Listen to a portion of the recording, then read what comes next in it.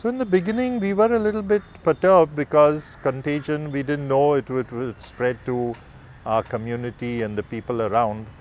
But gradually we gained in confidence and we were very grateful to God for this opportunity.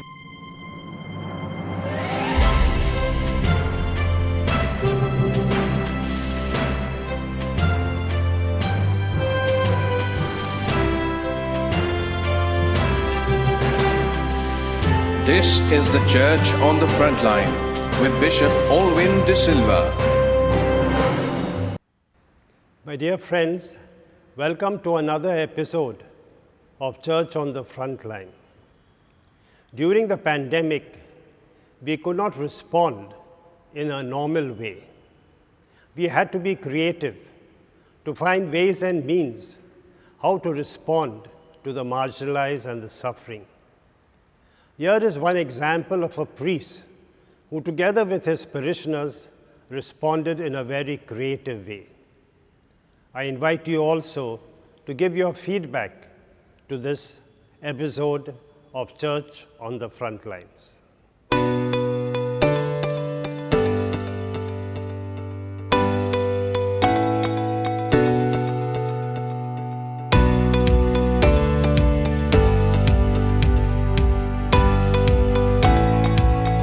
As soon as the lockdown came about, some of our parishioners realized that there was a need for food. People were in need of food. They have not eaten because all the markets, the stores, the restaurants closed down, and they found need on the streets. It was Dr. Richard and his wife Canis who approached me and said, can we do something? We are already starting with our car and we will be distributing a few packets of food. Father Gerard was the mentor of that program right from the beginning. After the Divine Mercy Novena at 3 o'clock, I just felt this need to just check with our watchman if he had eaten anything that day. And when I went down, he said he hadn't had anything all day. And I checked with the watchman of the next building, even he had not eaten. So I quickly came up and made some sandwiches and tea and sent the boys to go and give it to them. So when she did that to the watchman, I asked myself, like the watchman, I'm sure there's so many others out there who have probably not had access to food simply for the fact that everything was closed. So the thought which came to my mind after she did that initial deed was, what about the others? When Richard shared this with me, I was so filled with fear. So being in the marriage ministry also, it was like either we do this together or we don't do it at all. We knew we couldn't do this on our own, and we needed the support of the local church. So we contacted Father Fraser, shared the idea with him, and he was fully in support. And we took along Father Gerard Rodrigues. We took our car out, we ordered for 25 packets of food, and we went out on the streets, and in barely less than 5 minutes, the 25 packets were done. And that gave us a sense of the need which was out there. And then we again contacted Father Fraser, our parish priest, and said, I think we need to scale this up because there's a lot of need out there. We are so convinced that the Holy Spirit was completely in charge because there was no planning of the nitty-gritty or how this is going to be implemented or how it's going to be executed. So we just did this completely in faith. So then Father Fraser got back and he said, let's do this together. And then we contacted Annabelle Burrows, who's the coordinator of the youth in the church.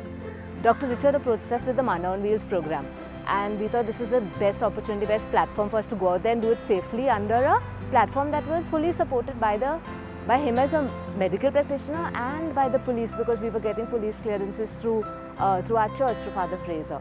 So that was the time where we opened it up to the youth and we said, listen, who all of you all would like to help? And we have a really huge youth group.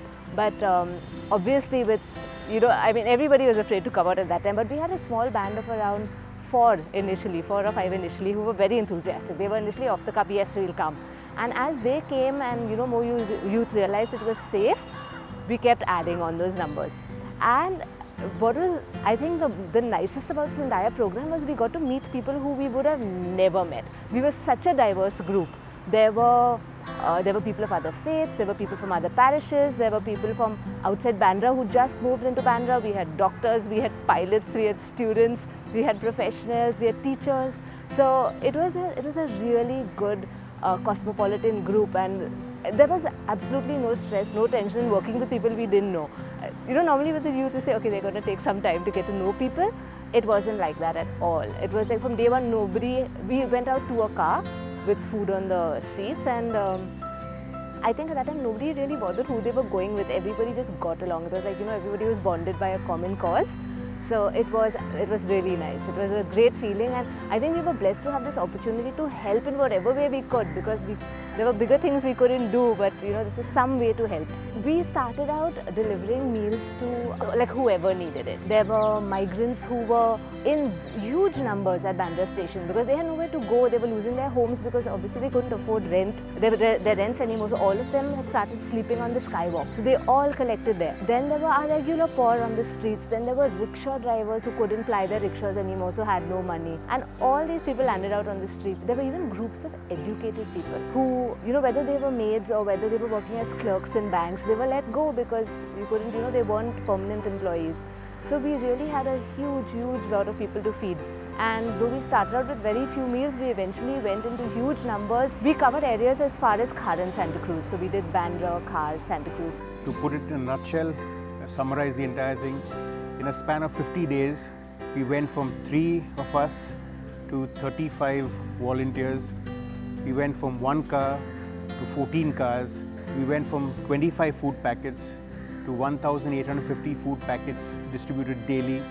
So in the span of 50 days, we gave out 40,000 food packets, and we garnered 25 lakhs of rupees from around the world. This is nothing but the power of the Holy Spirit. We were very happy with was that a number of young people were motivated to come. Otherwise, for church programs, young people don't normally, warm up to. But for a thing like this, they just poured in. Then we got a call, I got a call from Cardinal Oswald Gracious. And then he told me, that there is need for a place for people to stay. And he had been approached, would we be one of the locales for a migrants camp? And we immediately agreed. And in a few short weeks, after contacting the local ward officer and others, we were able to get a migrant camp, which Father Felix D'Souza, our vice principal of the school, took charge of as far as the operations are concerned, with Mr. Tony Coelho, our administrator of the school. Well, when the lockdown started without any prior information, it was chaotic situation all over, and especially daily laborers and construction workers. For them, it was a hell time, a difficult time. And in such time, they could not earn anything, nor they could not go home. And during this time, St. Peter's Jesuit community decided to do something for these people. And that is the starting point of this migrants camp. We started the migrants camp to give the basic needs to these people, that is roti, kapra and makan. 83 migrants were there with us for 3.5 months, and it started especially to give them shelter, give them food and give them clothing. But after 1 week, when the Jesuit community decided and started reflecting on this, they felt that we should go beyond and do something more, and therefore 3 aspects were added in this factor. The first one is the medical health. We invited many doctors to talk about COVID so that they can take care of themselves and their family members also. The second thing is we invited many NGOs and they could help these people. So we got associated to one of the NGOs who could provide us the material to make face shields, and therefore all the migrants got involved to make these face shields. And at the end of the migrants camp, each and everybody got almost 3,000 to 4,000, and they could keep this money for themselves to go back to their homes. And the third aspect, we have decided to project the movies, Hindi movies in the evening. And not only just projecting, but having a small group discussion what this movie is all about. And it actually helped them to reflect on these movies and on the values of their lives. So these were the 3 aspects added later. And at the end, when the migration camp was ended, Father Fraser and we decided we should help them to go home. And therefore we took help of the parish, some of the people and our scholastics to book the online tickets for all of them. And we booked their railway tickets online and gave to everybody so that they could go home and be with their families. This was a beautiful experience of the network. First of all, municipality helped us to keep this place clean, sanitizing twice a week the entire toilets and where they were staying. That was the first thing. Second thing, municipality doctors, once in a week they used to come and check each and every migrant. And the third one is NGOs which got associated with us and helped us, provided the material to make face shield. Besides that, the community and the peons, and especially Tony Coelho, he was a great help for us. It was not a short stay, it prolonged for more than 3 months, and we did make this place a home away from home. Some of them actually cried before going, like that was the bond which was there between us and with them itself. Community kitchen, which we called Food for the Hungry. Now that has been going on for several years, but you can imagine that during the lockdown, the numbers swelled, they more than doubled. And right through the lockdown, every weekday, we had a hot meal for people here, for the 100 people who were coming in for this nourishment. So we found that, something we started earlier bore great fruit now during this lockdown time, because we could sustain it in spite of the fact that everything else was closed. Besides this, of course, financial aid through the SSVP, through our community fund, so that people could buy provisions for themselves rather than actually delivering provisions to them, which again could lead to some type of contagion. But putting money in their bank accounts every month, for 3 or 4 months we have done this. About 50 people, families were helped through this. Finances are a very important part of this program. We have spent during this lockdown 60 lakhs on the various programs. The distribution of food itself came to about 30 lakhs. And all this came from small and larger contributions from people, and the type of financial discipline that we had to keep, that all came from back-end officers, Marisa and others in our office who did that very painstaking work. The type of collaboration that we had, we were really grateful for, without which it would not have been possible to do the extent that happened. There's people like these, who have been the mainstay of the church's outreach. The risk that they took and the dedication that they showed is something I think we must acknowledge. Come join the church on the front line. Come, join the church on the front lines. Come, join the church on the front line. Come, join the church on the front line. Come join the church on the front line.